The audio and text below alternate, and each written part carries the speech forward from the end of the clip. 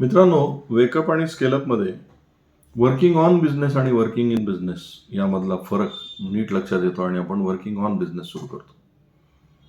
हे थोडंसं आपल्या दैनंदिन याच्यामध्ये समजून घ्यायचं असेल तर महाभारतातलं युद्ध आपल्याला सगळ्यांना माहिती आहे. कौरव आणि पांडवातलं जे युद्ध झालं त्यामध्ये कौरव आणि पांडवामध्ये ज्याच्यामुळे बाजी पूर्ण पलटली किंवा ज्याला असं म्हणू की ज्यामुळे युद्ध जिंकलं पांडवांनी, तो एक व्यक्ती म्हणजे किंवा असं एक देवता म्हणजे श्रीकृष्ण. आणि श्रीकृष्णाचं वैशिष्ट्य काय, तर श्रीकृष्णाने त्या युद्धामध्ये कुठेही भाग घेतलेला नाहीये, प्रत्यक्ष कुठलंही शस्त्र चालवलेलं नाहीये.